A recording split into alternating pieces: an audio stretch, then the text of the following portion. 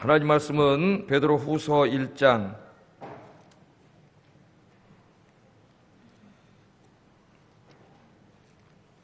19절부터 21절까지 보겠습니다.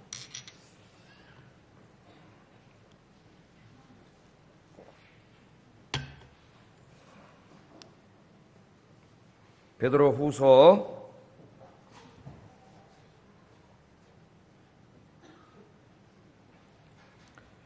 1장 19절부터 21절까지 교독하겠습니다. 또 우리에게는 더 확실한 예언이 있어 어두운 데를 비추는 등불과 같으니 날이 새어 샛별이 너희 마음에 떠오르기까지 너희가 이것을 주의하는 것이 옳으니라. 함께 읽습니다. 예언은 언제든지 사람의 뜻으로 낸 것이 아니요 오직 성령의 감동하심을 받은 사람들이 하나님께 받아 말한 것임이라. 아멘. 오늘은 이 21절을 중심으로 시간의 말씀을 전하겠습니다. 성경은 하나님의 계시의 말씀입니다. 믿습니까? 이거 안 믿는 사람들이 볼 때는요, 그냥 책이잖아요. 네? 책이고 또 다 저자가 있네요. 보니까 창세기, 출애굽기, 레위기, 민수기, 신명기 누가 썼어요? 모세라는 사람이 썼고, 마태복음 누가 썼어요? 마태가 썼고, 요한복음은 요한이 썼고, 누가복음은 누가가 썼고. 이거 무슨 소리 하는 거예요? 이거 인간의 책인데, 이게 무슨 하나님의 말씀입니까? 안 믿는 사람들 그렇게 얘기하죠. 근데 이거 무식해서 그런 거예요. 이 성경은 인간의 사상이나 철학이 담겨 있는 그런 인간의 책이 아니고 하나님의 뜻이 담겨 있는 하나님의 계시의 말씀입니다. 할렐루야. 그래서 여러분, 제가 지난 주일날 우리 인생이 영육간에 하나님의 복을 받고 풍성하게 살기 위해서는 집중해야 될 한 가지 일이 있다 그랬죠. 이게 뭐라 그랬어요? 기도의 회막을 만들고 거기서 최소한도 하루에 30분이라도 하나님을 만나 하나님과 톡대하고 기도하는 시간을 가져야 됩니다. 제가 그렇게 말씀을 증거했습니다. 자, 설교하고 5일 지났는데 실천하셨습니까? 실천하고 계시죠? 제가 보니까 말씀 듣고 새벽 예배 나오시는 분도 계시고 또 새벽에 안 나오셔도 다 실천하고 계신 줄로 믿습니다.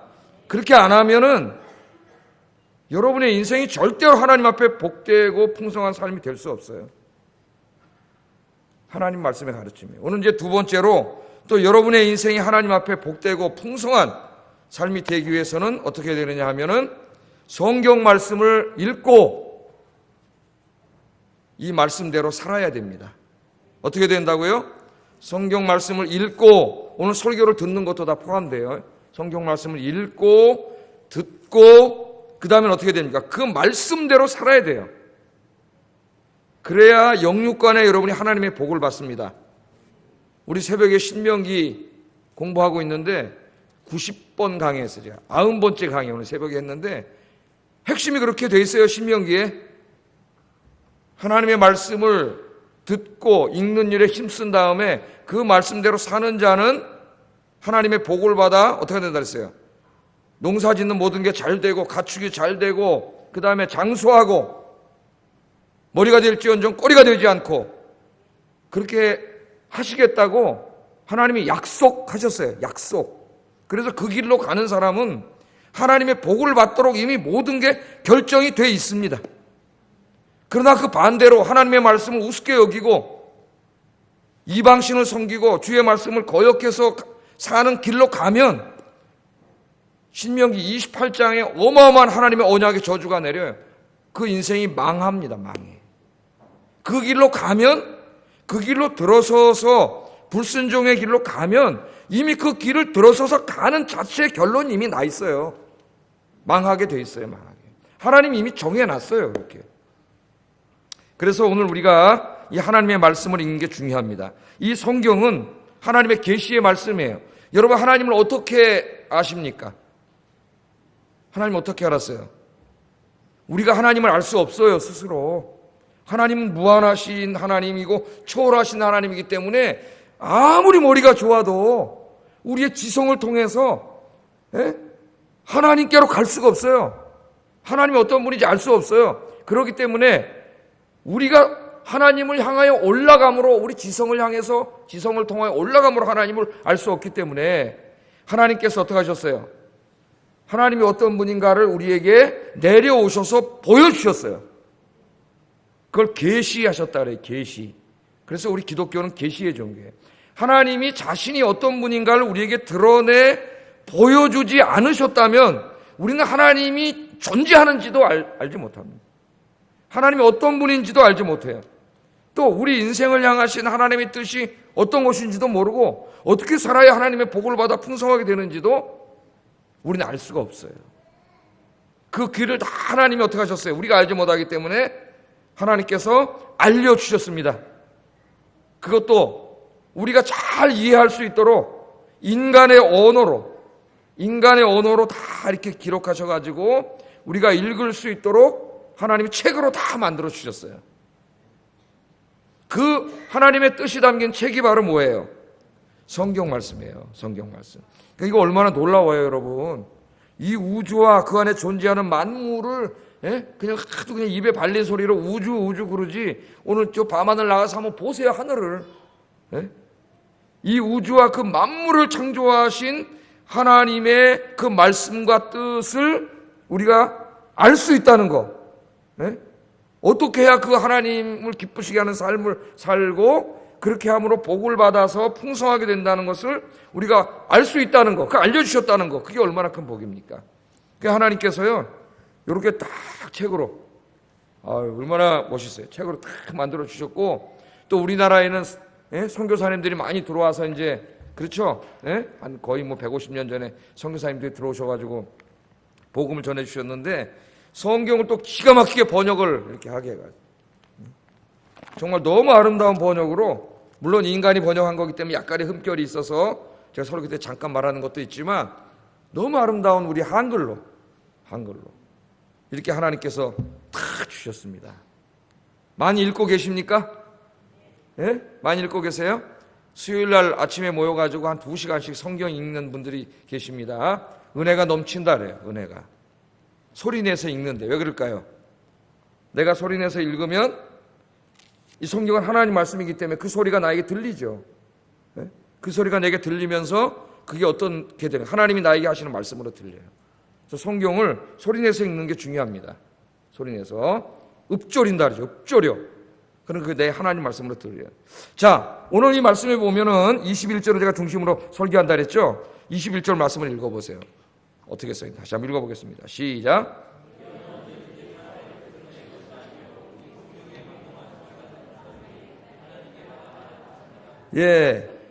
사람들이 이게 무슨 하나님의 계시요 인간의 책이지 그렇게 얘기하는데 뭐라 그랬어요? 예언은 언제든지, 예언은 이제 이 하나님의 말씀을 말하는 거죠.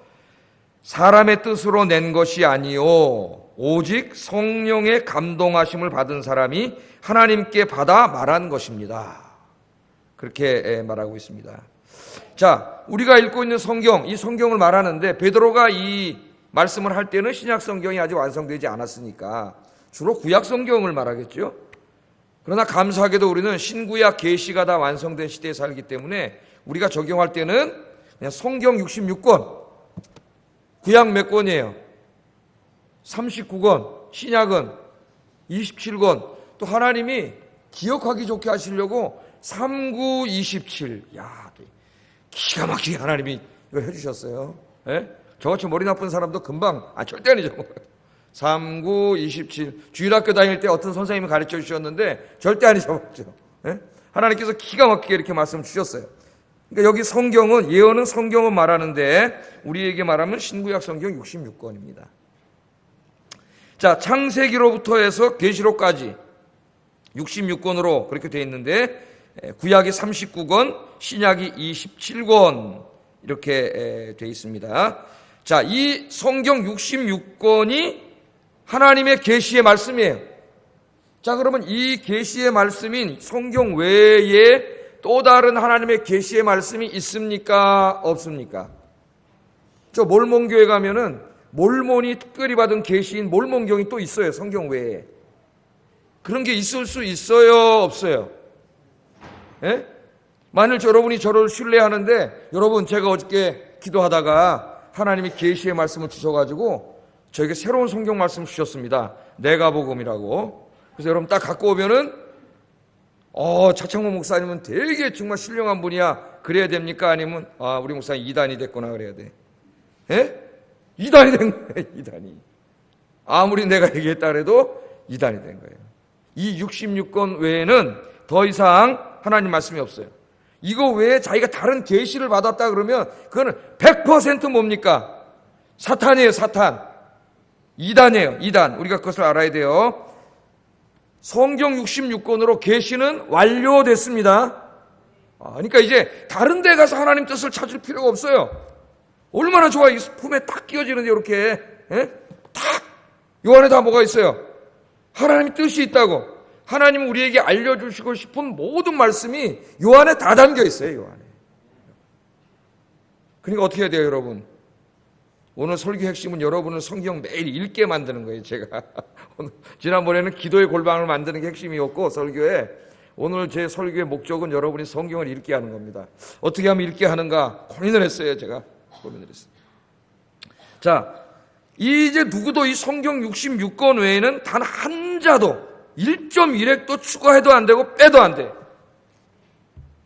요한계시록 22장 18절 19절 아주 중요한 말씀이에요. 성경을 딱 마감하면서 하나님 주신 말씀입니다. 같이 읽어보겠습니다. 시작.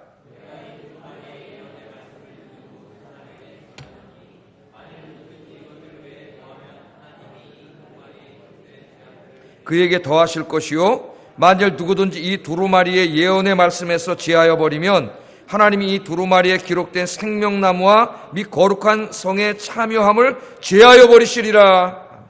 이 말씀 외에 누가 자기가 계시를 받았다고 이 말씀 아니면 내가 또 계시를 받았어요. 이단들이 그러잖아요. 자기가 계시를 받았다고. 다 계시를 받았다 그래요. 자기가. 하나님이 나에게 계시를 받았어.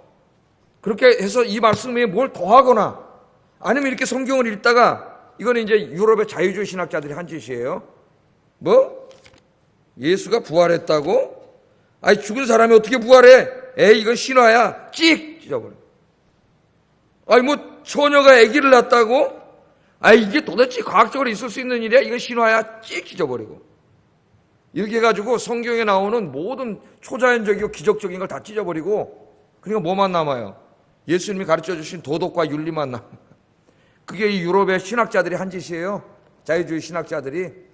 하나님의 말씀을 단 한 자라도 자기 멋대로, 자기 마음에 안 든다고 빼고 무시하고 이 말씀을 우습게 알면 어떻게 된다고요? 지옥 간다는 말입니다. 지옥 간다는 말. 이 말씀이 그런 말이잖아요. 그죠? 더하면은 이 두루마리 책에 기록된 재앙들이 그에게 내린다 그랬어요. 이걸 빼면은 거룩한 성에 참여하지 못한다 그랬어요. 그러니까 그건 얼마나 큰 죄인지 알겠죠? 66권만 하나님의 말씀이고, 이제 더 이상 계시의 이 성경 저자를 통해서 하나님이 성경을 기록하는 시대는 끝났습니다. 더 이상 없어요. 이것이 완전한 계시의 말씀이에요. 우리에게 구원의 진리를 가르쳐주고, 하나님이 누구인가를 가르쳐주고, 우리 인생이 어떻게 살아야 하는가를 가르쳐주고, 이 모든 것들을 우리에게 가르치기에 조금도 부족함이 없는 완전한 하나님의 말씀인 줄로 믿습니다. 이 외에 다른 것을 더하면 안 돼요. 우리 장로교에서 칼빈 선생을 너무 높여가지고, 저도 칼빈을 존경하고 칼빈을 좋아합니다만은, 칼빈을 너무 높여가지고 어떤 사람하고 얘기를 하다 보면은 칼빈의 사상이 하나님의 말씀과 거의 동등선에 있는 것 같아요. 칼빈의 기독교 강요를 마치 무슨 성경처럼 얘기하는 사람. 또 우리는 웨스트민스터 신앙고백서와 그 대요리문답, 소요리문답을 우리가 다 믿고 설교 때 제가 이제 이렇게 다양한 형태에서 이야기를 하지만은, 그거는 인간이 만든 신조예요. 성경 말씀은 아니에요. 성경 말씀과 동등한 권위에 가면 안 돼요. 동등한 권위. 근데 우리나라에 자꾸 그런 사람들이 있어가지고 깔뱅이 죽은 지 500년이 지났는데도 아직까지 깔뱅 그러면서 마치 기독교 강요에 있는 게 틀렸다 그러면은 무슨 그게 성경이 틀렸다고 하는 것처럼 막 그런 사람들이 있어요. 그런 사람은 조심해야 돼요, 여러분. 잘못된 거예요. 칼빈도 한 사람의 인간이고 기독교 강요는 훌륭한 책이지만은 거기도 오류가 많아요. 잘못이 많고. 오류가 없는 하나님의 말씀 뭐만 있어요? 하나님의 말씀. 이거밖에 없습니다. 인간의 어떤 신학을 절대화하거나 인간의 사상을 절대화하거나 인간의 어떤 설교를 절대화하거나 그런 건 다 잘못이에요. 우리는 뭐만 절대화해야 돼요? 오직 하나님의 말씀만. 그게 우리 종교개혁자들이 외친 거 아닙니까? 오직 성경으로 돌아가자. 교회 전통이고 뭐 신학이고 뭐 이런 거 다 말고 오직 말씀 자체로.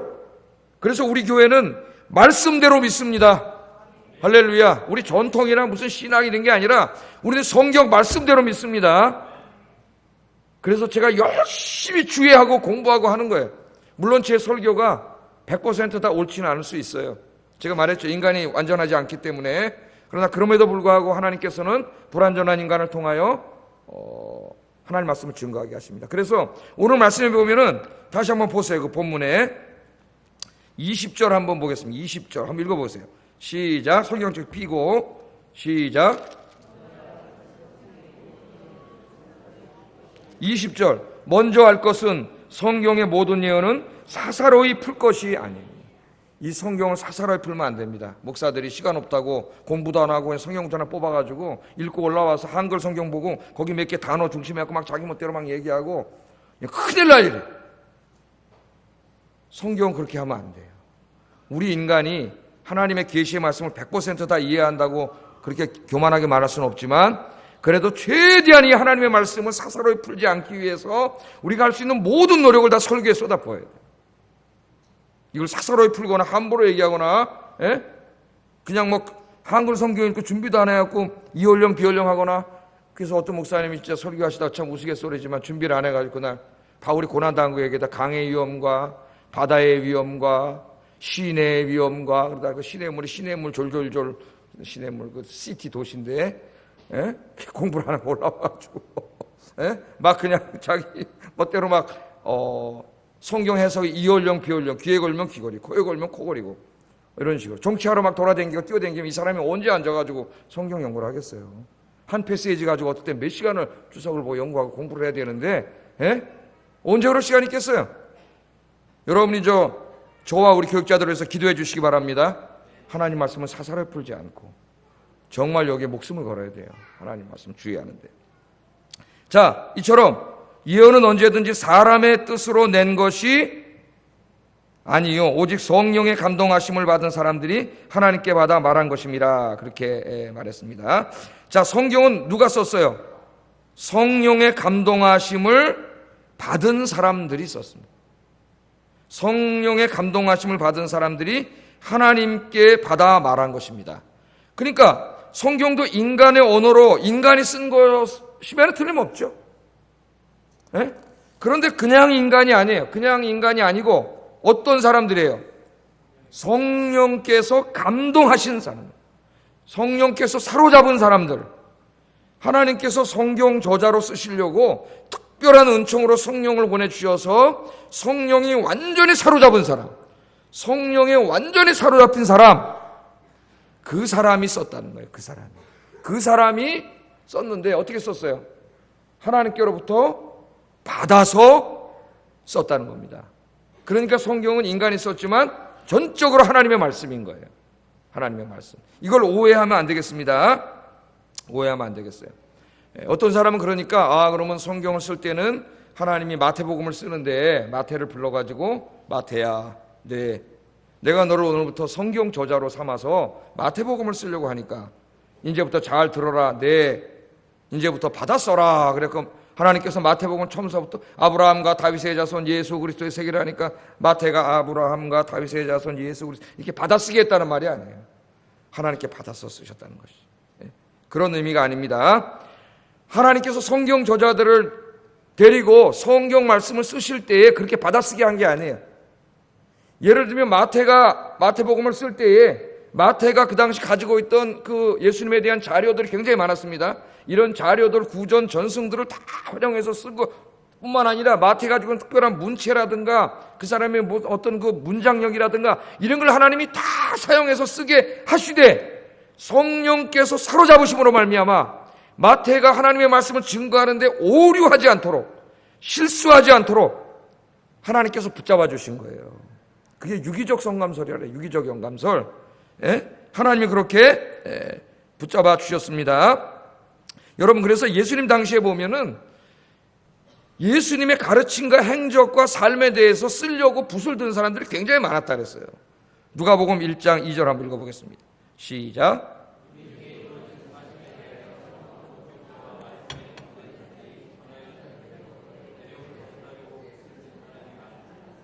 아멘. 자, 여기 뭐라 그랬어요? 우리 중에 이루어진 사실에 대해 처음부터 목격자와 말씀에 일꾼된 자들이 전하여준 그대로 내력을 저술하려고 붓을 든 사람이 굉장히 많았다는 거예요.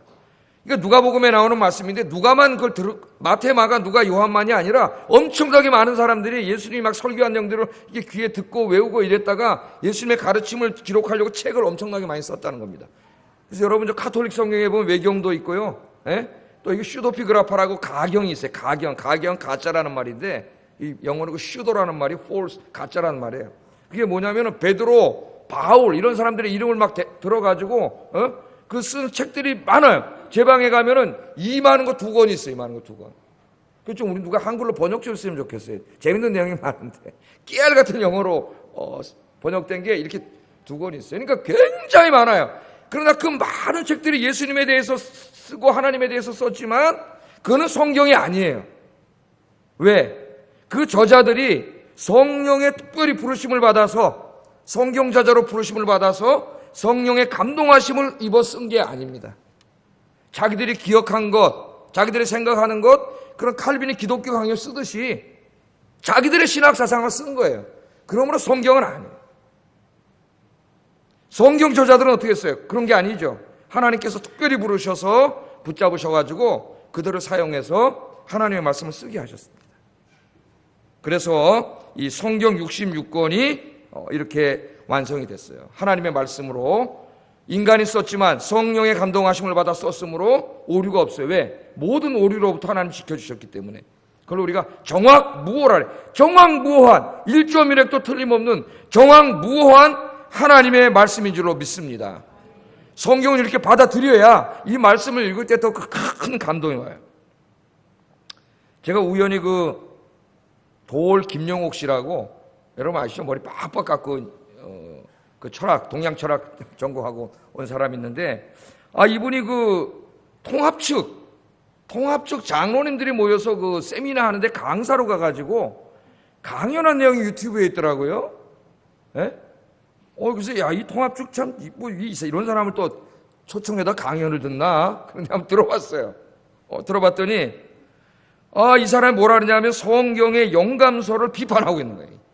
성경이 하나님의 성경 저자들이 하나님의 영감을 받아, 성령의 영감을 받아 기록한 말씀이므로 정확무호한, 잘못이 없는, 오류가 없는 하나님의 말씀이라는 것을 그게 말도 안 돼! 이자라게 말이 하는 게. 예? 그래서 그게 말이 안 된다는 거예요. 그래서 그 예가 뭐냐? 예를 들어요. 이 사람이 예를 드는데, 우리말 성경이 번역된 이래로 여러 번에 걸쳐서 새 번역이 나오고 개정판이 나왔는데 어떻게 성경이 오류가 없다 그럴 수가 있느냐? 예? 그걸 근거로 들으면서 목청을 높이고 있더라고요. 근데 내가 더 깜짝 놀란 것은 거기 앉아있던 통합측 장로님들이 아멘을 하더라는 거예요. 아멘. 난 이 사람들이 진짜 똥오줌도 못 가는 친구만, 내 미안한 말이지만 우리 교회 장로님들은 안 그렇지만 장로는 어떻게 됐는지 알 수가 없어. 뭘 얘기하는지도 모르고 하여튼 아멘 그러고 앉아있더라고. 내 까무러치는 줄 알았어요. 정말. 저 사람들이 어떻게 장로가 됐나? 어떻게 장로가 됐나? 여러분, 우리가 성경의 영감서를 말할 때는 번역본을 말하는 게 아니에요. 원본을 말하는 거예요. 원본. 마태가 영감을 받아서 썼던 그 원본을 말하는 거지. 그 원본이 영감을 받아서 오류가 없다는 거예요. 그러나 그 다음에, 그때는 인쇄술이 발전하지 않았기 때문에 사람들이, 서기관들이 필사를 했어요. 필사. 썼다고 이거를. 이게 쓰다 보니까 인간의 약간씩의 오류가 있어요. 하나님은 오류가 되게 하셨어요. 그래서 예를 들면 마태복음 그러면은 하나의 그 성경에 약간씩 다른 그 판이 한 5,000개 이렇게 있어요.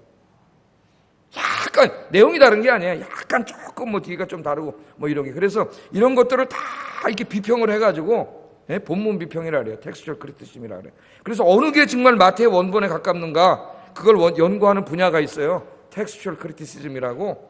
본문 비평을 하는 사람도 있어서 그 사람들의 노력에 의해서 오늘 우리 성경이 만들어진 거예요. 성경 읽다 보면 여러분 어떤 사본에는 없음 뭐 이런 게 있잖아요. 그런 게 다 그런 거예요. 그런 게. 그러나 하나님께서 그 가운데서 지켜주심으로 하나님의 뜻을 알리는데 조금도 부족함 없이 하나님 우리에게 성경 말씀으로 주신 줄로 믿습니다. 그러니까 그런 김용옥 씨 이런 얘기 듣고 헷갈리지 마세요. 뭐가 영감받은 거라고요? 원본. 원본이 있어요, 없어요? 존재해요, 안 존재해요? 존재하지 않아요, 원본은. 하나님이 일부러 존재 안 하게 하신 것 같다 그랬죠, 제가.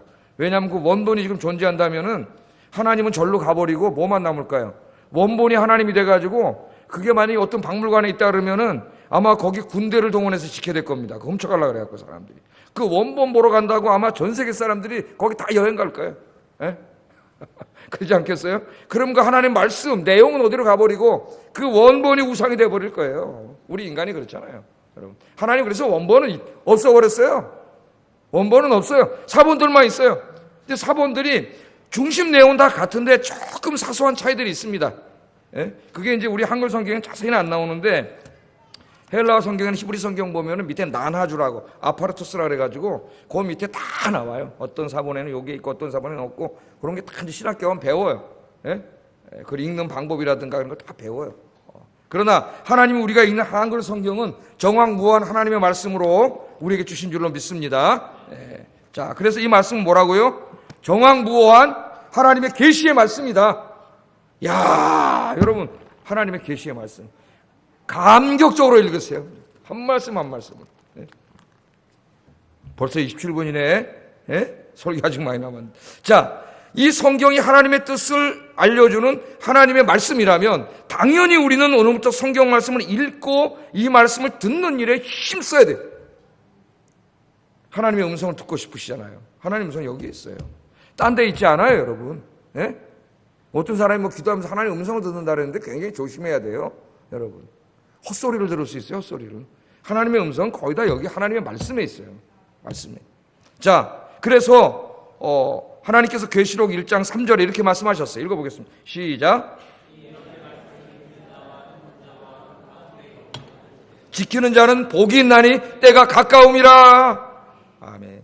이 예언의 말씀을 읽는 자와 지금 여러분처럼 이 예배에 바쁘지만은 이 시간을 할애해서 교회 나와서 성경 말씀을 듣는 자, 읽고 들으면 뭐라 알아요? 하나님 뜻을 알잖아요. 그래서 그 하나님의 뜻대로 사는 자가 복이 있다. 그 사람은 진짜 하나님이 복을 주신다고 약속했을 뿐만 아니라 정말 하나님의 복을 받아 영육간에 풍성하게 잘 되는 복을 받아 행복하게 산다. 행복하다 이 말이에요. 행복하다. 누가 행복하다고요? 하나님의 말씀을 열심히 읽고 묵상하고 듣고 그 말씀대로 사는 사람이 행복하다는 거예요. 행복은 다른 데 있지 않아요, 여러분. 기도의 해막을 만들고 하나님 앞에 가서 무릎 꿇는 사람, 늘 주의 말씀을 묵상하면서 그 말씀대로 살려고 몸부림치는 사람, 그 사람이 행복한 사람이에요. 복 있는 사람이다, 그렇게 말합니다. 왜 복이 있느냐? 이 하나님의 말씀인 성경은 인간과 세상을 향하신 하나님의 뜻이 다 여기 안에 있어요. 인간과 세상을 향한 하나님의 뜻. 이 계몽주의 시대 유럽의 그 교만한 자유주의 철학자들이 뭐라 하는지 아십니까? 이 세상에 인간이 살아가는데 필요한 모든 것들은 인간의 이성 속에 있다 그랬어요. 인간의 이성 속에. 그러니까 이 계시의 말씀 성경 필요 없다는 거예요. 이런 거 읽고 어떻게 하나님 뜻대로 살아야 되는데 이런 거 할 필요 없다는 거예요. 왜? 이거는 다 옛날 책이고 인간의 이성이 위대하다는 거예요. 우리 인간이 이성을 잘 활용해가지고 이 머리를 잘 쓰면 이 안에 지혜가 있어서 이성을 잘 이성대로 살면은 우리 인간이 어떻게 살아야 되는지 복되게 사는 이 이성 속에 다 있다는 거예요. 그래서 여러분 오늘 세상이 이 모양 이 꼴이 된 거예요, 여러분. 그게 다 어디 있어요? 하나님의 말씀 안에 있어요. 하나님의 말씀 안에. 자, 그래서 모세에게 이렇게 말합니다. 빨리빨리 가겠어요. 시간이 벌써 가요. 신명기 6장 6절 9절. 신명기 6장 6절 9절. 9절 읽어보겠습니다. 시작.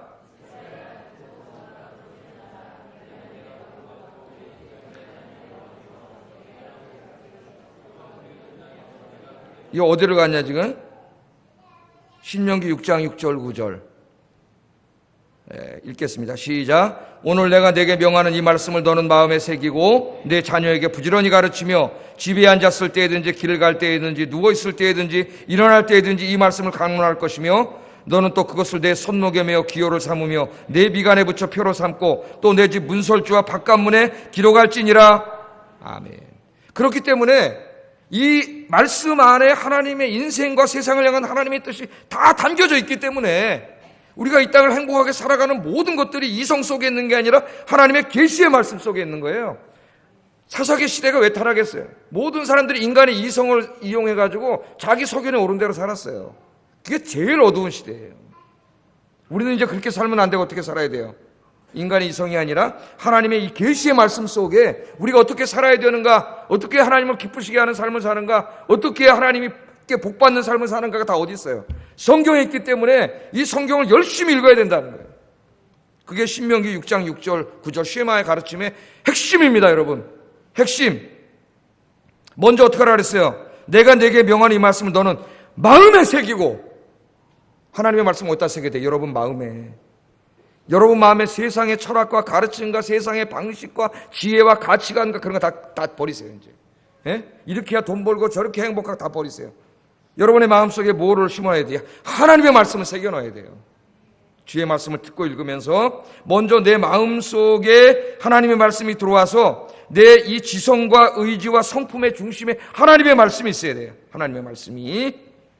여러분의 삶이 그렇게 되길 주의 이름으로 축복합니다. 늘 여러분의 마음에 하나님이 있어야 돼요. 그 다음에는 내 마음뿐만 아니라 이 말씀이 내 가정의 중심이 돼야 돼요. 여러분 가정의 중심이. 그래서 뭐라 그랬어요? 가정에서 자녀들에게 하나님의 말씀을 부지런히 가르치고 집에서도 가르치고 길을 갈 때도 가르치고 누워있을 때도 가르치고 일어날 때도 가르치고 하나님 말씀을 강론하라 그랬어요. 왜? 내 자식들이 어떻게 해야 복을 받습니까? 하나님 앞에.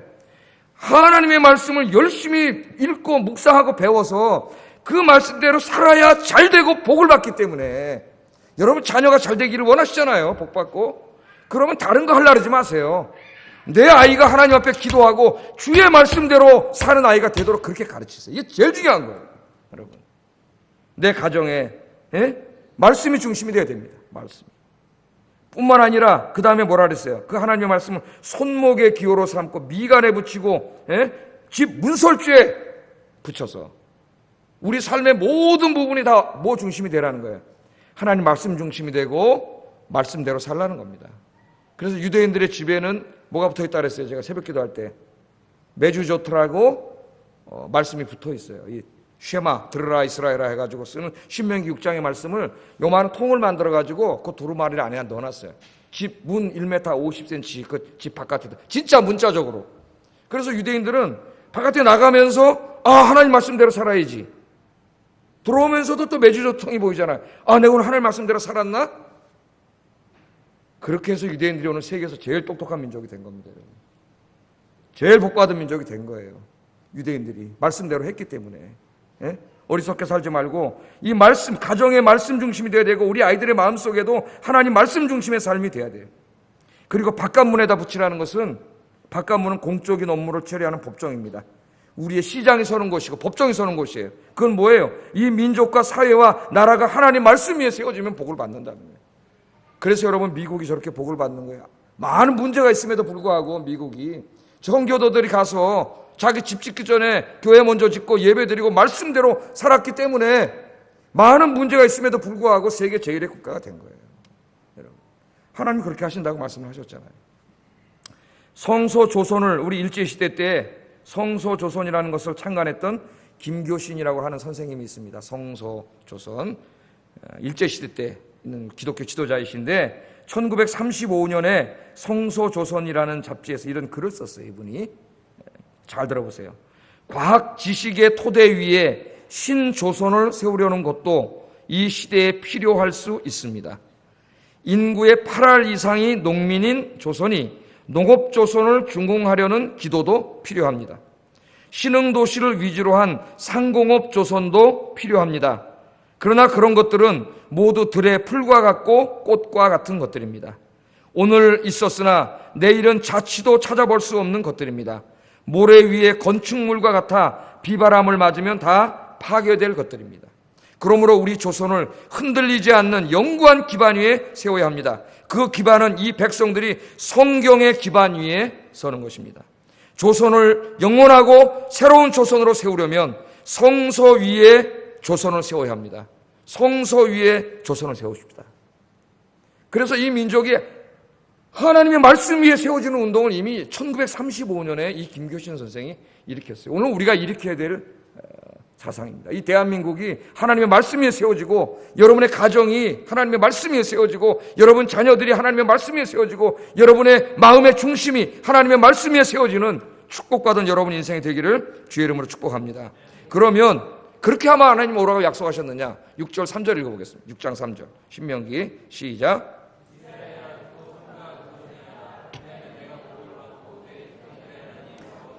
네게 허락하신가 적과 꿀이 흐르는 땅에서 내가 크게 번성하리라. 네가 그렇게 하면은 네 모든 삶의 중심이 하나님 말씀이 되고, 네 자녀들과 가정과 네 사회와 네 국가와 모든 것이 하나님 말씀에 세워지면, 하나님 말씀이 중심이 되면 내가 네가 번성하는 복을 주신다 그랬어요. 이 복이 신명기 28장에 가면 아주 구체적으로 나옵니다. 신명기 28장 3절 8절 우리 한번 빨리 읽겠습니다. 시작. 내가 내 하나님 여호와의 말씀을 청정하면 이 모든 복이 내게 임하여 내게 이르리니 성읍에서도 복을 받고 들에서도 복을 받을 것이며, 내 몸의 자녀와 내 토지의 소산과 내 짐승의 새끼와 소와 양의 새끼가 복을 받을 것이며, 내 광주리와 떡반죽 그릇이 복을 받을 것이며, 내가 들어와도 복을 받고 나가도 복을 받을 것이니라. 여호와께서 너를 대적하기 위해 일어난 적군들을 네 앞에서 패하게 하시리라. 그들이 한 길로 너를 치러 들어왔으나 네 앞에서 7길로 도망하리라. 여호와께서 명령하사 내 창고와 내 손으로 하는 모든 일에 복을 내리시고, 내 하나님 여호와께서 내게 주시는 땅에서 내가 복을 주실 것이며. 아멘. 28장을 집에 가서 묵상하시기 바랍니다. 이것이 끝이 아니에요. 11절 14절 읽겠습니다. 시작.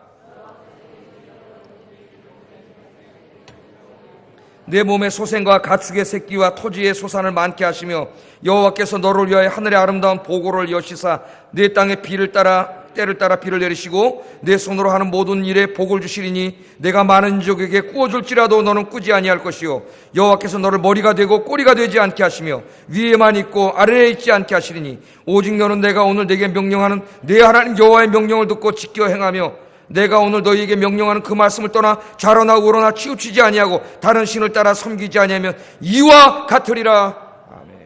기복신앙이 아니에요. 하나님의 언약신앙입니다. 약속의 말씀. 우리 젊은이들이 지금부터 여러분들이 성경을 펴놓고 성경 말씀을 읽고 묵상하고 예배 시간마다 참석해서 열심히 성경을 듣고 그 말씀을 여러분 인생의 중심에 두고 하나님 말씀대로 살면 하나님이 여기에 약속하신 모든 복을 주셔요. 하늘을 여신다래. 하나님, 여러분 하나님이 하늘을 여셔야 되는 거야. 하늘을 닫으면 끝이에요. 여러분 아무리 아침 새벽 6시에 일어나서 밤 12시까지 뛰어댕겨도 하나님이 하늘의 문을 닫으면 끝입니다. 여러분, 하나님이 하늘의 문을 여셔야 이런 복이 되는 거예요. 머리가 될지언정 꼬리가 되지 않게 하시고, 나가도 복을 받고 들어가도 복을 받고, 그죠? 모든 열방 중에 뛰어나게 하리라고 하나님이 약속하셨습니다. 하나님의 약속의 말씀이에요. 오늘부터 여러분 다른 거 머릿속에 다 없애버리고, 여러분 마음을 장악한 다른 세상의 모든 잡다한 생각과 사상과 철학을 다 없애버리고 하나님의 말씀을 여러분 중심에 삼고 말씀 붙잡고 말씀대로 사시는 여러분 되기를 주의 이름으로 축복합니다. 6.25 사변 때 한 장로님이 이북에서 피난을 나왔습니다. 이 장로님 피난 오시면서 가방에다가 뭔가 귀중한 거 하나를 다 신주단지처럼 그렇게 넣고 남쪽으로 내려왔다 그래요. 그 부인이 그거 뭐요 여보? 그래도 안 가르쳐주고 이게 보배야. 보배야 그랬대. 보배. 이게 보배야. 그리고 안 가르쳐줬다는 거예요. 그 남쪽으로 내려와서 큰 한약방을 경영해갖고 생활도 풍족해졌고 교회와 사회를 위해서 봉사를 많이 하게 되었습니다. 부자도 되고 주님께 쓰임받는 사람이 됐는데, 하루는 부인이 옛날 일이 생각나갖고, 여보, 도대체 그 가방에 그렇게 귀하게 보배라 그러면서 가르쳐주지도 않고 그게 도대체 뭡니까? 궁금해서 물어봤다는 거예요. 그랬더니 장로님이 가방을 여는데 그 안에서 큰 성경책이 하나 나오더래요. 성경책. 이걸 꺼내면서 이게 바로 그 보배요 그러더라는 거예요. 이게 바로 그 보배요. 그러니까 부인이 하는 말이, 아니 그게 뭘 보배요? 그랬더니 장로님이 이렇게 말씀을 하셨다릅니다. 우리가 맨손으로 이 남에 내려와서 부족한 것이 있었습니까? 우리가 충분히 먹고 살 뿐만 아니라 남까지 도우며 살게 된 것은 우리가 하나님 말씀 읽고 그 말씀대로 살았기 때문이요. 믿습니까, 여러분? 우리가 남한에 내려올 때 아무것도 안 갖고 내려왔지만, 맨손으로 내려왔지만, 하나님이 이렇게 복을 주신 것은 이 말씀 읽고 묵상하고 말씀대로 살았기 때문에 하나님 복을 준 거다. 예? 그러니 성경 이야기, 이게 성경이, 이게 보물이 아니고 목의 보물이요. 여러분, 보물이 어디 있어요? 여기 있습니다. 다른 데 가서 찾지 마세요. 세상의 지혜, 이 땅에 살아가는 지혜를 다른 데 찾지 마세요. 하나님 말씀에 있습니다. 말씀. 이 말씀이 보물이에요. 예? 보물처럼 여기고, 여러분 늘 품에 안고 다니면서 열심히 읽기를 주님의 이름으로 축복합니다. 많은 이북 사람들이, 우리 아버지도 이북 사람이지만 남쪽에 내려올 때 진짜 성경책 한 권 가지고 내려왔어요. 이북 사람들이. 예? 그래서 저기 저 을지로 저기다 천막 치고 모여가지고 기도하면서, 그러다 천막교회가 오늘날 영락교회가 된 겁니다. 영락교회가. 그분들이 다 내려와서 그렇게 살면서 하나님 말씀 하나 붙잡고 이 땅에 내려와서, 고향 버리고 내려와서 열심히 살아서 하나님이 복을 주신 거예요. 할렐루야. 예? 예, 첫 번째, 이 성경을 읽는 게 왜 복이냐? 첫 번째 뭐라고요? 이 말씀 안에 하나님의 축복을 받는, 하나님을 기쁘시게 하는 모든 삶의 원리가 다 있어요. 그러니까 말씀대로만 살면 되는 거예요. 말씀 읽고. 그게 복입니다. 자, 두 번째, 말씀을 읽고 듣는 사람이 왜 복이 있느냐? 이 말씀을 우리가 읽고 들을 때에 하나님은 이 말씀을 통해서 우리를 점검해 주세요. 이거 또 중요합니다, 여러분. 점검해 주세요. 아모스 7장 7절 8절 읽어보겠습니다. 시작.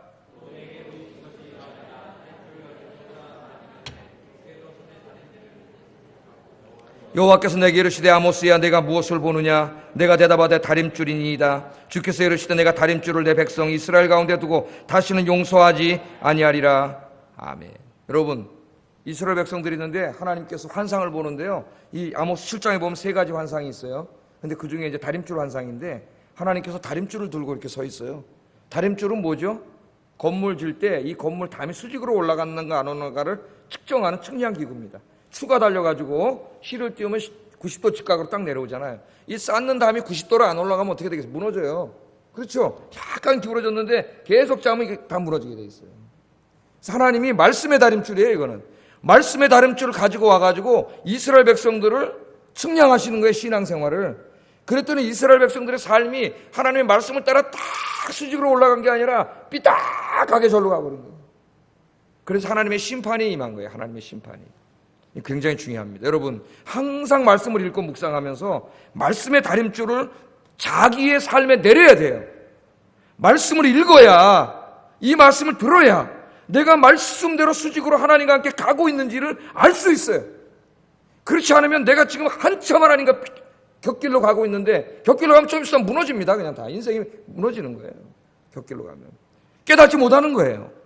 그래서 늘 말씀을 읽고 묵상하는 사람은 왜 복이 있느냐? 이 말씀이 다림줄이 돼요. 다림줄이 자기를 돌아보게 하고 자기를 성찰하게 해서 나를 하나님께로 가까이 가게 해요. 말씀 묵상이. 여러분들 말씀을 묵상해서 이런 복이 있기를 주의 이름으로 축복합니다.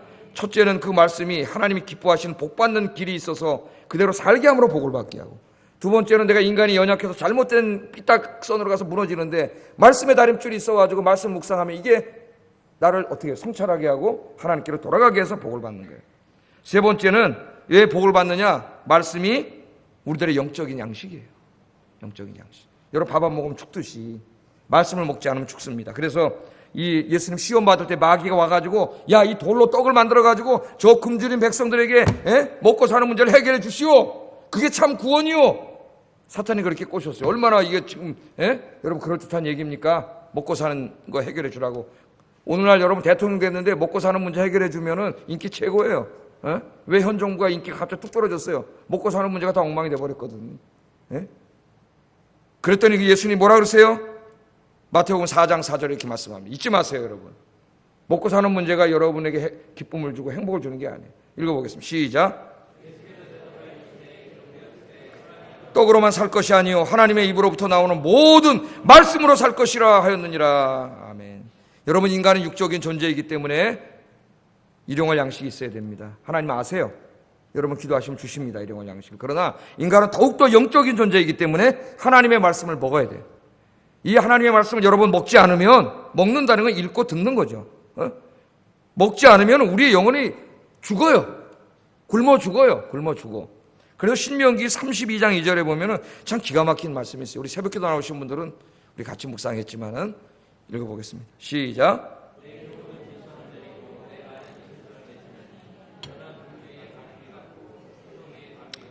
여기 내 교훈은 하나님 말씀, 내 교훈은 하나님의 말씀은 그런 말이죠. 하나님의 말씀 뭐와 같아요? 비와 같다래. 비처럼 내려. 비나 이슬처럼 내린다 그랬죠. 그게 어디 내려요 지금? 연한 풀 위에 내려요. 연한 풀, 연한 채소 위에 내려요. 저 팔레스타인 땅은 이 건조한 땅에 겨울에만 비가 오기 때문에 이 여름에 비가 안 올 때는 가는 비, 이슬비가 내려야 됩니다. 이슬비가 내려야만 연한 풀과 연한 채소가 생명이 돼서 그 채소가 자라요. 살아나요. 그 가는 비, 이슬이 내리지 않으면 다 죽어요. 지금 뭐라 그래요?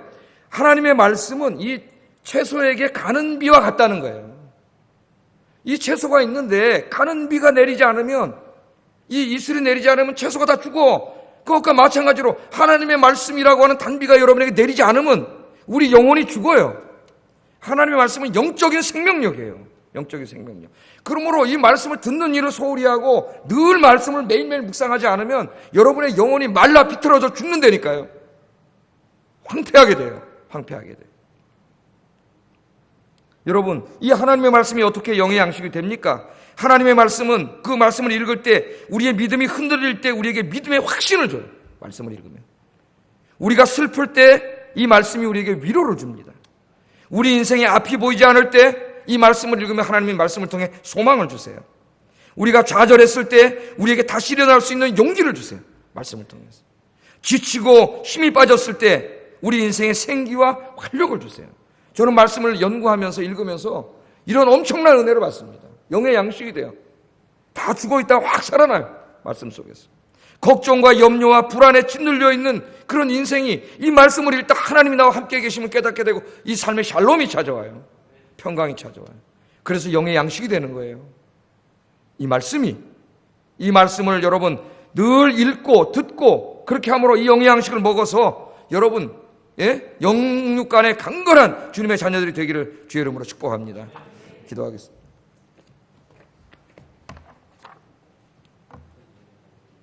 제가 오늘 좀 설교를 길게 했는데 말씀을 생각하면서 기도하겠습니다. 성경은 하나님의 말씀입니다. 잊지 마세요. 하나님의 계시의 말씀이다. 성경을 읽고 설교를 듣는 일에 더욱 힘쓰게 하소서. 첫 번째 기도 제목이에요. 오늘도 힘써야 됩니다. 기도 플러스 성경 읽기, 성경 듣기. 두 번째, 하나님의 말씀 위에 굳건히 서서 하나님께서 기뻐하시는 삶을 삶으로 하나님이 약속하신 복을 받는 인생이 되게 해달라고 기도하세요. 세 번째, 말씀의 양식, 영의 양식을 많이 먹고 영육간에 풍성하고 강건한 삶을 살게 해달라고 이 세 가지 놓고 기도하겠습니다.